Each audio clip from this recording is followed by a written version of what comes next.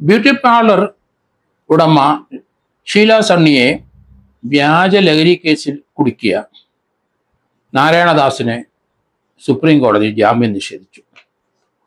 കേരളത്തിലെ എല്ലാ ജനങ്ങളും മനസ്സിലാക്കിയ എല്ലാവർക്കും അറിയാവുന്ന ഒരു സംഭവമാണ് ഷീല സണ്ണിയുടെ.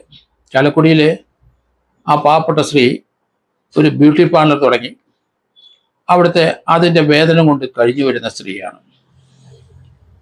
അവർ ദിവസവും രാവിലെ 2 വീലറിൽ അവിടെ വരും, വൈകിട്ട് വരെ അവിടെ ഇരിക്കും, വേറെ സ്റ്റാഫൊന്നുമില്ല, അവർ തന്നെ. അവരുടെ സ്കൂട്ടറിൽ 2 വീലറിൽ LSD വ്യാജമായി ആരോ അവിടെ വെച്ചു. ഡ്രഗ്സ് വെച്ച് അത് എക്സൈസ് വിളിച്ചു പറഞ്ഞ് അവരെ പിടിപ്പിച്ചു.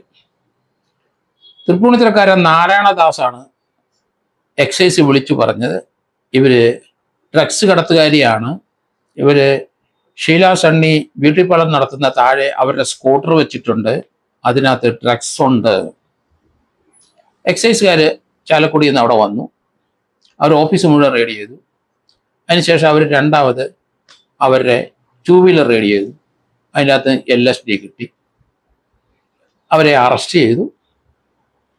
72 ദിവസം അവരെ ജയിലിൽ കിടന്നു, സബ് ജയിലിൽ.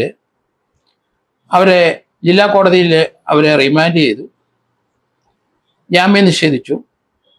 72 ദിവസമായപ്പം അവർ ഹൈക്കോടതി പോയി.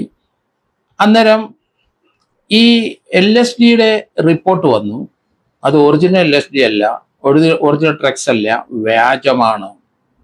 അത് മനസ്സിലാക്കിയിട്ടും എക്സൈസിലെ ഇൻസ്പെക്ടർ ആ വിവരം കോടതിയെ ധരിപ്പിച്ച് ഇവരെ ജയിലിൽ നിന്ന് റിലീസ് ചെയ്യാൻ തയ്യാറായില്ല. എക്സൈസുകാർ അവരുടെ പ്രവൃത്തി ശരിയല്ല. ഇതൊരു നിരപരാധിയായ ഒരു സ്ത്രീയെ ഇങ്ങനൊരു കേസിനകത്ത് കുരുക്കിയിട്ട് അവരെ ജയിലിൽ ആ ലഹരി സാധനം വ്യാജമാണെന്ന് മനസ്സിലാക്കിയിട്ട് അവരെ 2 മാസം കൂടെ ആ ഷീല സണ്ണി ജയിലിൽ കിടന്നു എന്നുള്ളതാണ് ഈ കേസിൻ്റെ ഒരു പ്രത്യേകത. 72 ദിവസം മൊത്തം കിടന്ന് ഇല്ലീഗൽ ഡീറ്റൻഷനാണത്. ഹൈക്കോടതി ഇടപെട്ടു, അവരെ റിലീസ് ചെയ്തു. ആ ഡ്രഗ്സ് ഒറിജിനൽ ഡ്രഗ്സ് അല്ല, അത് വ്യാജമാണ്, ഇവരെ ആരോ കുരുക്കിയതാണ്. അത് പോലീസ് അന്വേഷണം ഏറ്റെടുത്തു. അവരെ കുരുക്കിയത് ആരാണെന്ന് മനസ്സിലായി പോലീസിന്. ഷീല സണ്ണിയുടെ മകൻ്റെ ഭാര്യയുടെ അനിയത്തി ലിവിയ ജോസ്, അവള് ബാംഗ്ലൂരിൽ പഠിക്കുന്ന വിദ്യാർത്ഥിനിയാണ്. അവളാണ് ഇതിൻ്റെ പിന്നിൽ പ്രവർത്തിച്ചത്. അവളാണെന്ന് മനസ്സിലാക്കിയതോടുകൂടി ആ വിവരം ഷീല സണ്ണി വീട്ടിൽ പറഞ്ഞു, മകൻ്റെ അടുത്ത് പറഞ്ഞു, മകൻ്റെ ഭാര്യയുടെ അടുത്ത് പറഞ്ഞു. പക്ഷേ അവർ ചെവിക്കൊണ്ടില്ല. ഇതൊരു ട്രാപ്പാണെന്ന് അവർക്ക് മനസ്സിലായോ എന്തോ സംശയമാണ്. പക്ഷെ പോലീസ് അത് കണ്ടെത്തി. ഇത് ലിവിയ ജോസിനെ ചോദ്യം ചെയ്തപ്പോൾ ഇത് നാരായണദാസ് എന്ന് പറഞ്ഞ തൃപ്പൂണിത്തുറക്കാരനാണ് ഈ വ്യാജമായി ഈ ഡ്രഗ്സ് കൊണ്ട് പ്ലാൻ ചെയ്തത്. അവൻ തന്നെയാണ് ആ എക്സൈസ് ഡിപ്പാർട്ട്മെന്റിനെ വിവരം അറിയിച്ച് ഇവരെ പിടിപ്പിച്ചത്. ഈ നാരായണദാസ് എന്ന കഥാപാത്രം 28 ലക്ഷം രൂപ തട്ടിച്ചതിന് ഒരു കേസിലെ പ്രതിയാണ്. അയാള് ലഹരിയുടെ ആളാണ്, ലഹരി മരുന്ന് വിൽപ്പനക്കാരനാണ്. അയാൾക്കെതിരായിട്ട് ധാരാളം കേസുകളുണ്ട്. അയാളൊരു പോലീസ് വേഷത്തിൽ നിൽക്കുന്ന ഫോട്ടോ എടുത്ത് ഒരു IG റാങ്കിലുള്ള ഒരു പോലീസ് ഉദ്യോഗസ്ഥന്റെ വേഷത്തിൽ ഫോട്ടോ എടുത്ത് സർക്കുലേറ്റ് ചെയ്തിട്ടുണ്ട്. ഇയാളെ പലരും ധരിച്ചിരിക്കുന്ന ഇയാള് പോലീസ് ഓഫീസർ ആണ് എന്നാണ്. ഇയാളെ അങ്ങനെയാണ് പലരും വിരട്ടുന്നത് നാരായണദാസ്. ഏതായാലും നാരായണദാസ് ഈ കേസിലെ പ്രതിയായെന്ന് അറിഞ്ഞതോടുകൂടി ലിവിയ ജോസും നാരായണദാസും ഈ കേസിലെ പ്രതിയായി. നാരായണദാസ് ജില്ലാ കോടതിയിൽ ജാമ്യത്തിൽ അപേക്ഷിച്ചു, ജാമ്യം നിഷേധിച്ചു. ഹൈക്കോടതി പോയി, ജാമ്യം നിഷേധിച്ചു. ഹൈക്കോടതി ഒരു ഡയറക്ഷൻ കൊടുത്തു, 7 ദിവസത്തിനകം സറണ്ടർ ചെയ്യണം, 3 മാസത്തിനകം ഈ കേസിന്റെ കുറ്റചാർജ് കോടതിയിൽ ഹാജരാക്കണം എന്നായിരുന്നു ഹൈക്കോടതിയുടെ തീരുമാനം. ആ തീരുമാനം അനുസരിച്ചില്ല നാരായണദാസ്. അയാൾ സുപ്രീം കോടതി പോയി. സുപ്രീം കോടതി ജാമ്യത്തിന് പോയി.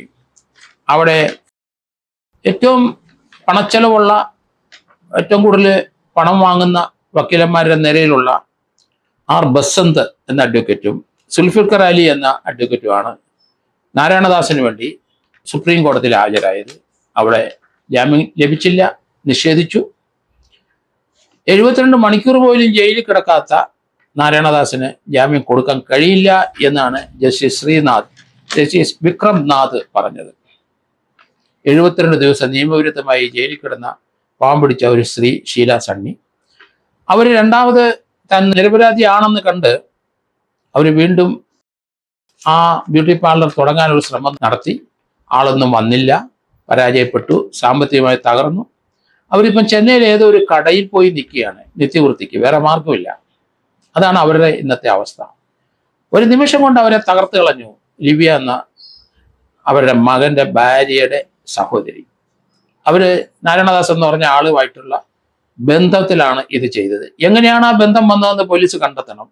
വിദ്യാർത്ഥിനിയായി ബാംഗ്ലൂരിൽ പഠിക്കുന്നു എന്ന് പറഞ്ഞ ലിബിയ ജോസിനെ എങ്ങനെയാണ് തട്ടിപ്പുകാരനായ നാരായണദാസിന് ആയിട്ടുള്ള ബന്ധം വന്നത് കൂടെ കണ്ടെത്തണം പോലീസ്. 72 ദിവസം നിയമവിരുദ്ധമായി ജയിലിൽ കിടന്ന ഷീല സണ്ണിക്ക് കോമ്പൻസേഷൻ കൊടുക്കേണ്ടി വരും. അത് നാരായണദാസ് ലിബിയ ജോസ് കൂടെ കൊടുക്കണം. 72 ദിവസമാണ് അവർ ജയിലിൽ കിടന്നത്. ഈ ഒരു സംഭവം കേരളത്തിൽ വളരെയധികം ചർച്ചകൾ ഉണ്ടായി.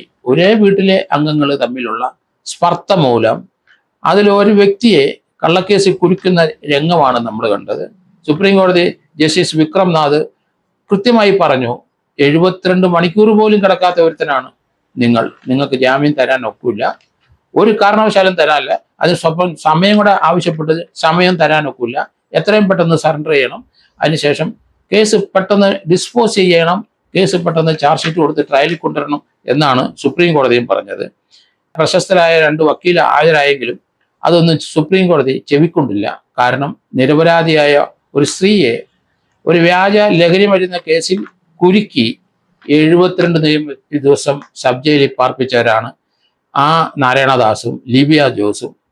അതിനകത്ത് ആ എക്സൈസ് ഇൻസ്പെക്ടർ അയാളെ ചിലപ്പം പ്രതിയാക്കേണ്ടി വരും. കാരണം വ്യാജമാണ് ആ ഡ്രഗ്സ് എന്ന് മനസ്സിലാക്കിയിട്ടും അവരെ ജയിലിൽ നിന്ന് റിലീസ് ചെയ്യാനായിട്ട് എഴുതി കൊടുത്തില്ല.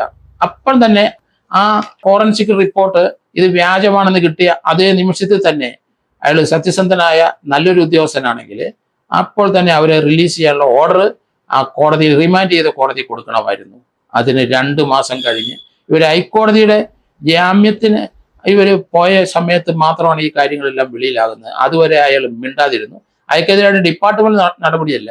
ഈ കേസ് ഫോഴ്സ് ആയിട്ട് കേസ് രജിസ്റ്റർ ചെയ്ത് അതിനുശേഷം 2 മാസം അവരെ ഇല്ലീഗലായിട്ട് സബ് ജയിലിൽ ഇട്ടതിനും ഇയാൾക്ക് ഒരു ഡിസോണസ്റ്റ് ഇന്റൻഷൻ ഉണ്ട് എന്നാണ് ക്രിയ. നാരായണദാസുമായിട്ട് അയാൾക്ക് ബന്ധമുണ്ട്.